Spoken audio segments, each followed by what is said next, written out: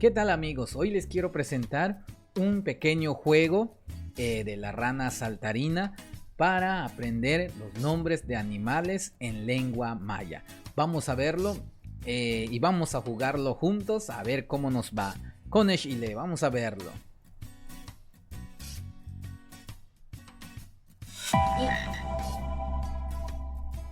Y Chiwol, ¿Oh? Chiwol, Pek,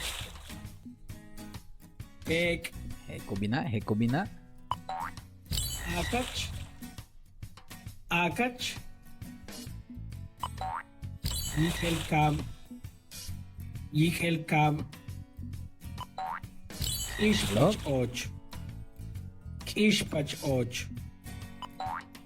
Kosom, Kusam, Kosom, Kusam, malo, malo, Taman, Taman, Tel, Tel, To, To, Mo, Hekobino, Hekobino, Mo, Chap, Chap, Mis, Mis, Koshol, Koshol, Cash, Cash, Chaktsitsip, Chaktsitsip, Uruj, Uruj, Bach, Bach, Turish, Turish, Eken, Eken, Bach, Bach, Chomak, Chamak, Chomak, Chamak,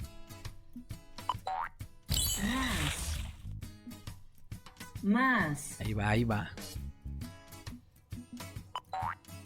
Shiashkach, Shiashkach, Tuul, Tuul, Uk, Shoch, Hello, Shoch, Pepen, Pepen, Chimes, Chimes, Can, Can, Balam, Balam, Awayak, Tushan, Tushan, Sot, Sot, Lukumkan, Lukumkan, Chehun, Chehun, Hello, Same. Bueno amigos, pues este es el juego de la rana saltarina para aprender nombres de animales. Si tú quieres jugarlo, en el comentario te dejo el enlace del juego o el código QR para que tú puedas jugar y aprender vocabulario en lengua maya. Adelante y Koneshkanikle Mayat Ano, aprendamos la lengua maya.